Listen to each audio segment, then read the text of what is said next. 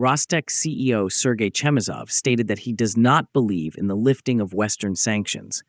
Speaking to the magazine Expert, he, however, acknowledged that full import substitution is impossible and unnecessary.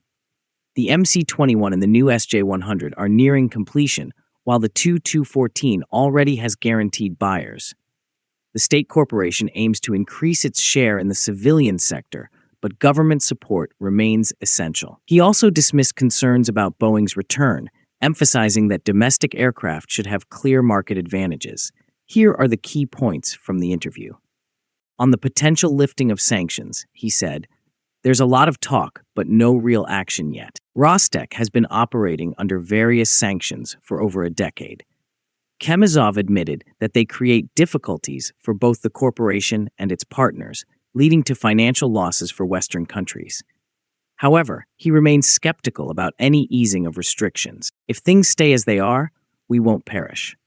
We've long adapted to the new conditions, and as you can see, we continue to grow despite the sanctions, both financially and in terms of production and innovation," he told the magazine. Rostec is expected to report significant revenue growth in 2024, but Chemezov refrained from disclosing exact figures, saying the official financial statements need to be finalized. Previously, Russian President Vladimir Putin, at a Russian Union of Industrialists and Entrepreneurs, RSPP Congress, had also urged businesses to consider sanctions as a systematic strategic pressure mechanism rather than temporary or selective measures.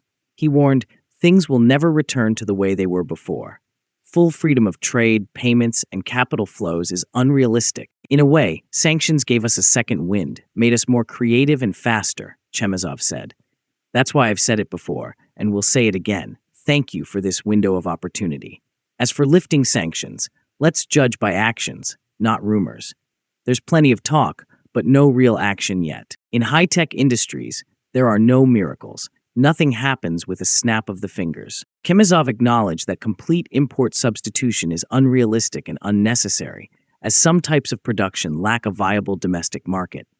The priority, he emphasized, is to transition to domestic solutions in critical sectors such as defense, space, aviation, energy, and electronics. Of course, this makes things more difficult.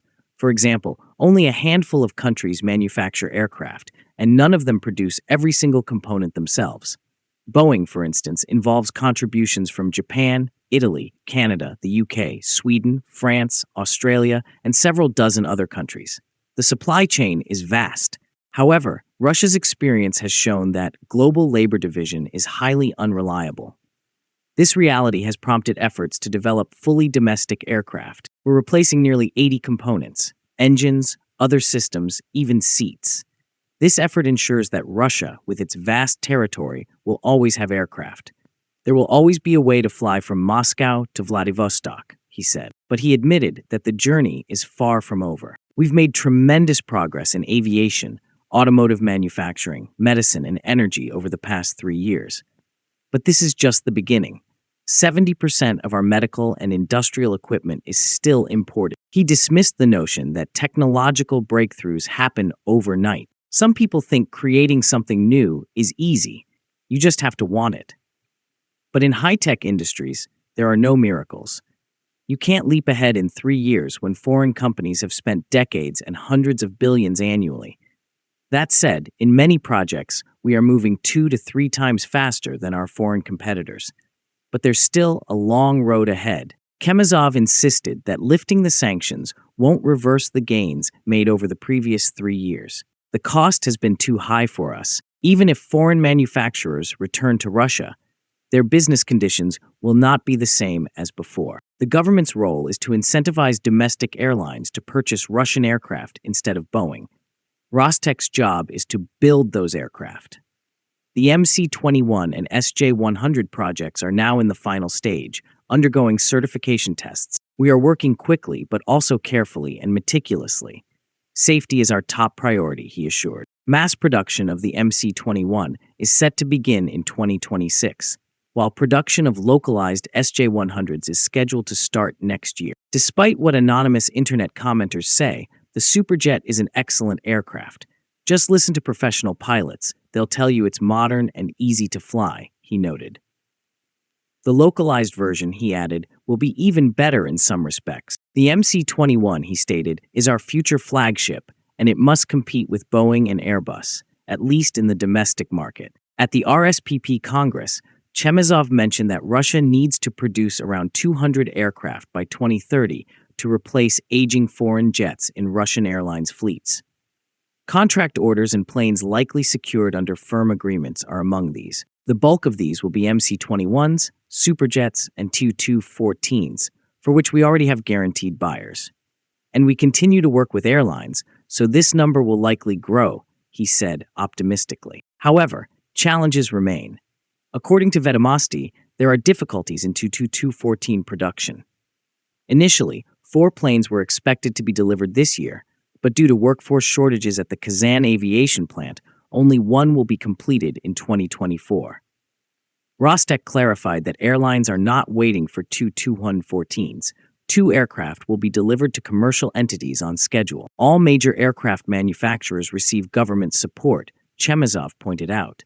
If anyone thinks Boeing and Airbus are self-sustaining, they are mistaken.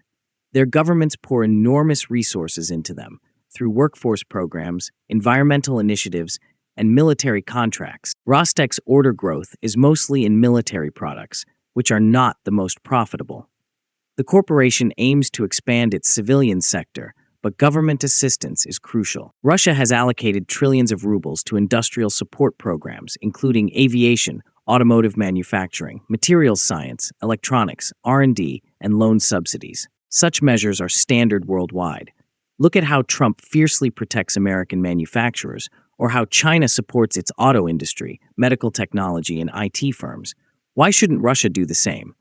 Chemezov asked. He also defended Russia's import tariffs on foreign cars, arguing that they are necessary for developing the domestic auto industry. Similarly, with aircraft, if Boeing returns, we're not afraid, but Russian-made planes must have clear market advantages. Otherwise, we risk returning to the situation of 2022, he concluded. Now, do you think Russia has learned its lesson? Let us know in the comments. Please like and share our videos and subscribe to our channel. Please also take membership in our channel to encourage us.